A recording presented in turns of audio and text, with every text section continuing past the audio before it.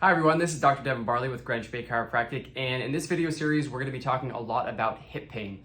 Now, we know that the hip joint is complicated. It has muscles, tendons, ligaments, bones that attach and all provide function to the hip so that you can move around throughout your day-to-day. And so in this video series, we're going to be talking about the hip complex itself and some things that you can do at home to not only identify but relieve any hip pain that you're experiencing. So when we talk about the hip joint, what we know is that it's a ball-like structure from the femur that sits in the acetabulum, that's on the pelvis, it's the cup. And when it has congruency or good placement, it's going to function and move appropriately.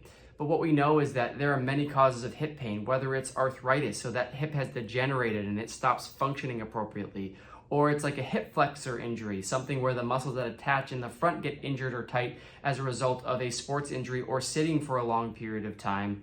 Or it can be something like the cartilage, like a labrum tear, the cartilage that covers the hip joint.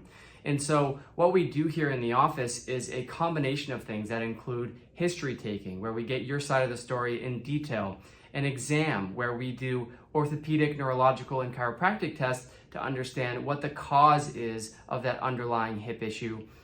And thirdly, we'll take chiropractic x-rays of that hip joint to determine if there are things like wear and tear and arthritis that may be contributing to the condition. And by doing these things, we're able to not only hone in and identify on the problem specifically, but by knowing the problem, we're able to treat it appropriately and efficiently. So we're excited to talk about hip joint pain in this next video series. I can't wait to get started with some of the information that we have for you here. Thanks so much for listening, and we'll see you on the next video.